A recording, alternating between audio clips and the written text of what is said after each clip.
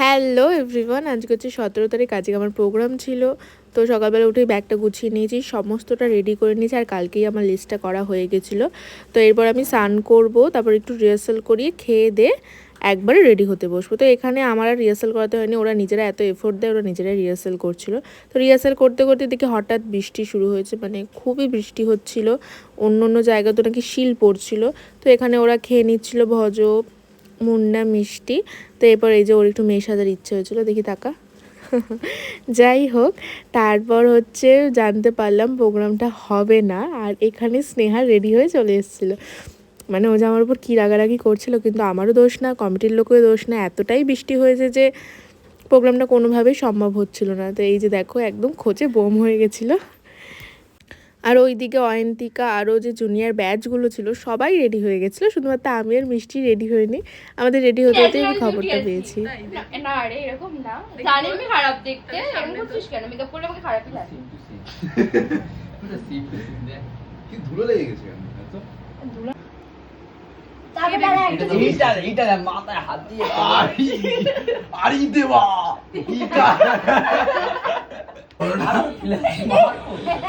আচ্ছা, আর কত দেখবি তোরা? এবার বস, ঠিক আছে? আমার ফটো তোরা বাড়ি নিয়ে যাস, ঠিক আছে? বস, এবার বসে পড়।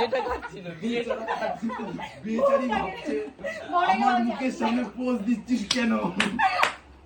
কোনো মানে আছে? এবার বসে পড়তে পারিস। কোনটা? যে প্রোগ্রাম ছিল একটা ওখানে।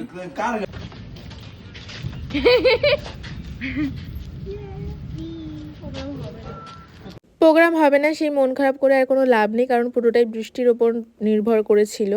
এখানে না কমিটির লোকের দোষ আছে না আমার কোনো দোষ আছে। তো যাই হোক, জয়জিৎ এখানে চলে এসেছিলো, ও ভেবেছিলো আজকে আমাকে রেডি করবে। তো এটা তো আর হলো না, এটা নেক্সট কোনো প্রোগ্রামে হবে, আবার কোনো চাপ নেই।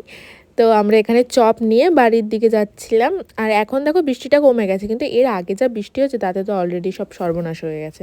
তো এখানে মা আমাদের মুড়ি মাখিয়ে দিয়েছে, আর এই যে চপ, এইবার শুরু হয়েছে লুডো খেলা। আর লুডো খেলতে খেলতে তোমরা জাস্ট দেখবে ওরা কী যে শুরু করেছিল, মানে আশেপাশের লোক সব ভাবছিল এরা কারা চলে এসেছে।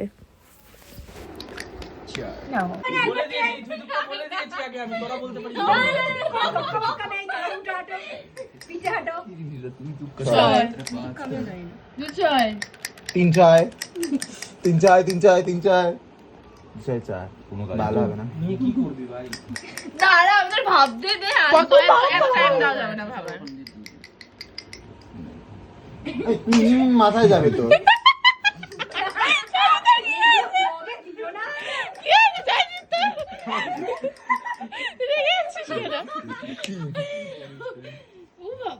একটা পাঁচ কর। পাঁচ। যা যা যা, জয়জিৎকে দেখ না, আলাদাই ভাই।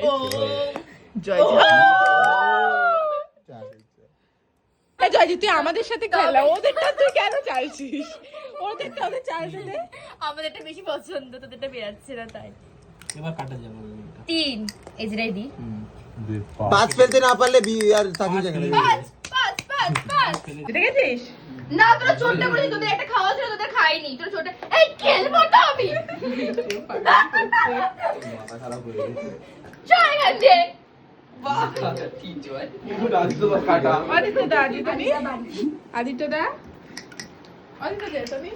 এই সর এখান থেকে, করে আসবি না এখান থেকে। সর, খেল এখান থেকে, খেল। নিয়েছো তোমার? হ্যাঁ। আচ্ছা মুন্না আজ আর হবে। পাঁচ সেম না থার্ড সেম। টাটা। মুন্না হয়নি, টাটা আবার দে। ওরা চলে যাওয়ার পর আমি, জয়জিৎ আর আদিত্য বেরিয়েছিলাম একটুখানি আড্ডা দেবো বলে। তো আমরা বলো চায় গার্ডেনে গেছিলাম, ওইখানে গিয়ে আমরা আড্ডা দিচ্ছিলাম, কারণ ওর সাথে আমার অনেকদিনই আড্ডা দেওয়া হয় না, কারণ ওর কাজে ব্যস্ত, আমিও আমার কাজে ব্যস্ত। তারপর চা খেয়ে আমার ইচ্ছে হচ্ছিলো একটু অরুণ আইসক্রিম খাওয়ার। তো আজকের ব্লগটা এখানে এন্ড করছি। ভালো লাগলে লাইক, কমেন্ট অ্যান্ড সাবস্ক্রাইব করে দিও। টাটা।